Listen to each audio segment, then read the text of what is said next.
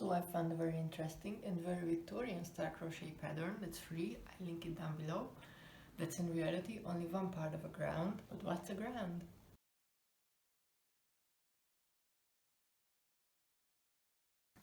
This particular ground was originally intended to be a chair back or a cushion cover.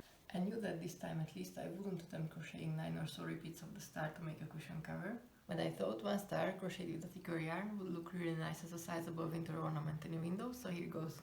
I will say in advance that this pattern gave me much headache initially, so much so that I even gave up on it once or twice. I'd really like to know if these patterns frustrated Victorian ladies sometimes just as much as they do me. Or they were just so skilled at crochet that they naturally understood all those things that hide between the lines and which I have to extract with great difficulty. But the moment when the little light bulb switches on in your head and you finally get it right does feel great. Anyway, you begin with 20 chain stitches joined in a circle.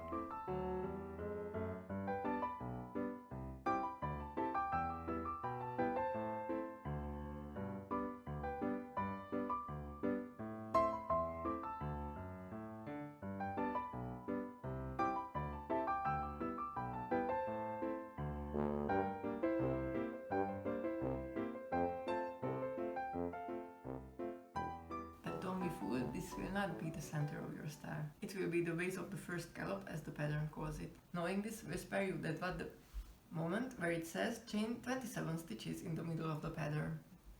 Can you tell this was the part where I gave up the first time? So, the beginning of the first row is simple, chain 3, this is in lieu of your first treble crochet, then 4 treble crochets in the next 4 stitches, one in each.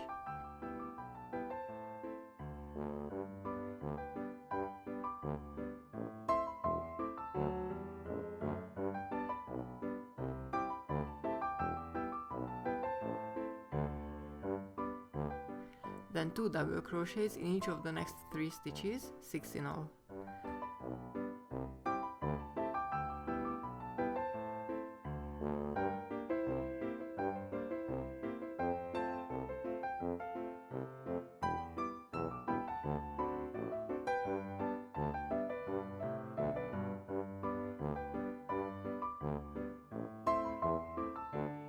Then come the picots, which are little chain loops anchored to themselves.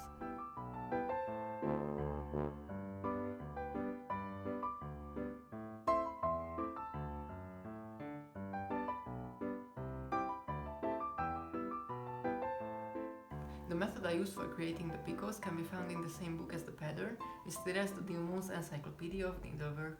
This book is especially great because being a collaboration with the DMC yarn company, it actually recommends yarns and threads to be used for each project.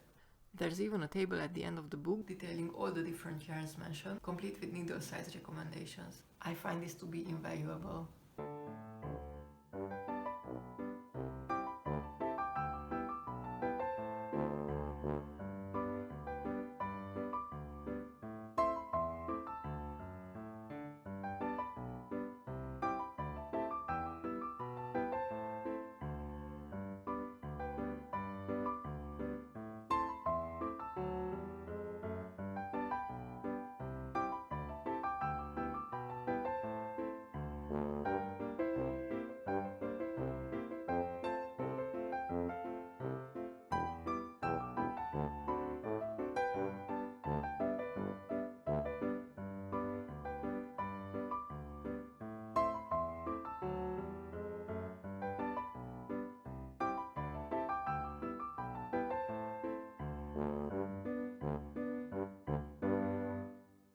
So after you've managed your picots, you crochet the other side of the scallop, which is exactly the same as what you've done before the picots, only mirrored.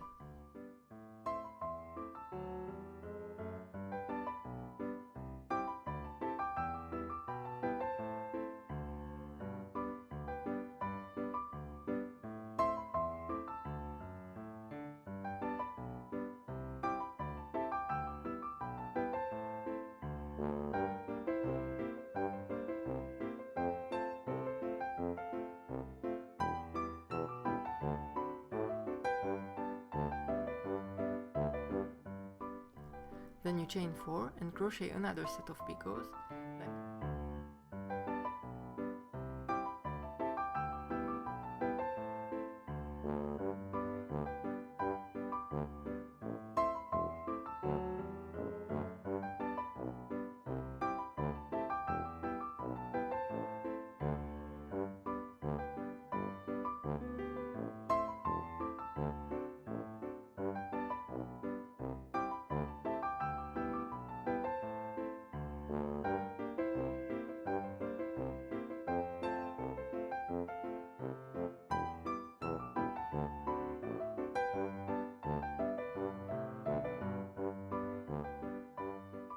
Then come the aforementioned 27 chain stitches, which will become the base of your second scallop.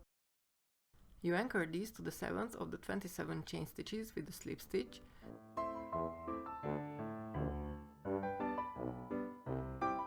then crochet 2 slip stitches towards the picots you've just made,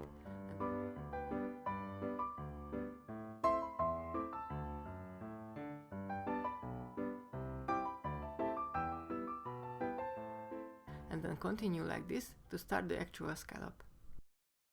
I took this thing here to be my first treble crochet, and from there it's just repeat.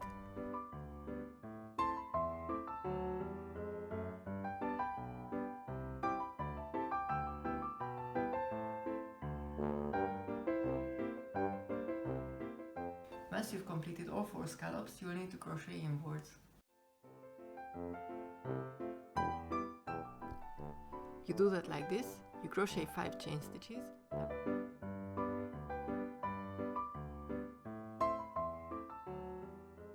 then one plain, or according to modern crochet terminology, single crochet on the stitch before the previous row's scallop.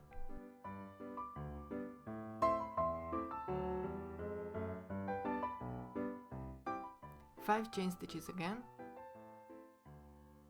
then 3 double treble crochets on the chain stitches within the scallop,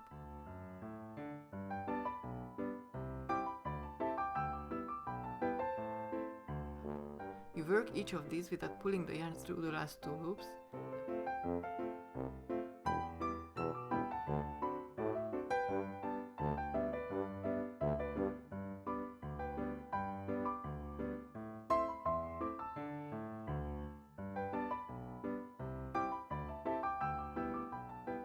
Then pulling the yarn through all 6 loops after the 3rd double treble crochet.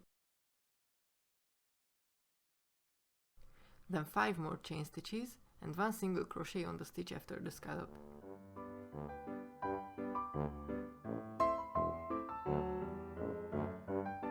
You repeat all of this 3 more times.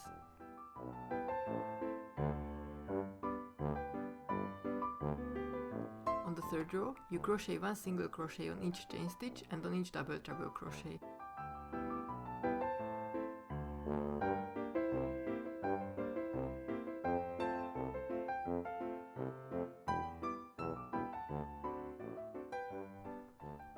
However, you need to skip the plain stitches of the previous row before and after each scallop, so you skip 8 stitches in all.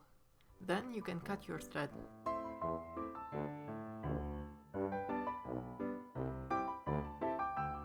You begin the 4th row by inserting your hook here, and with the new thread you crochet 1 treble before and 1 treble after the 3 double treble crochets in the previous row over the plain stitches.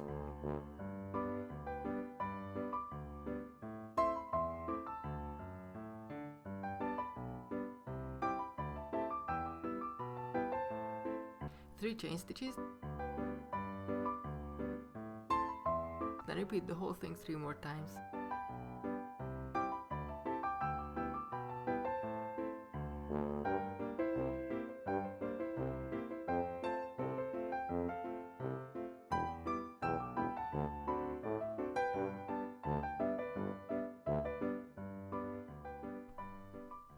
The next row is very simple.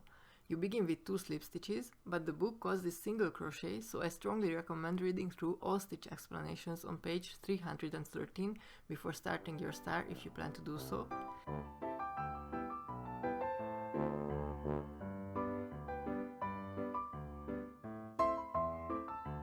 Then 1 single crochet on the 2nd of the 3 chain stitches of the previous row.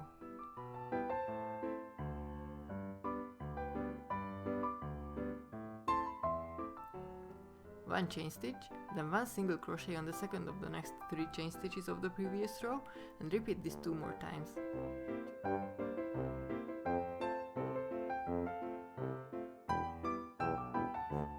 Join the thread to the beginning of the round, and your star is complete.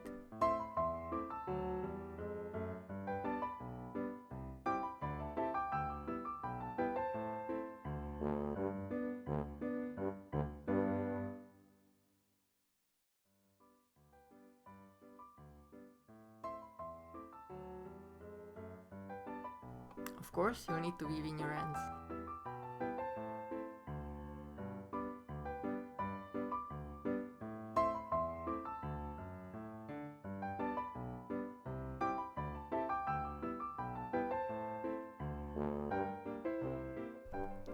I starched my star by soaking it in a cornstarch solution. I whipped the latter up by mixing a tablespoon of cornstarch in 1 glass of cold water, then heating it. It should have thickened according to the recipe, but it didn't.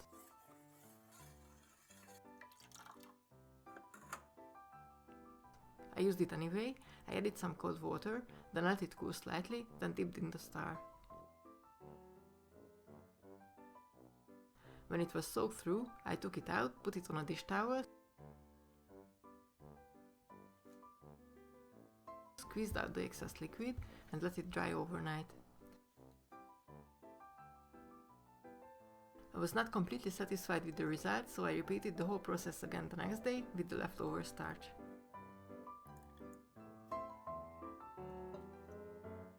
And this is the star in all its wintry glory. Thank you for joining me on this star making journey, and I hope to see you next time. Bye!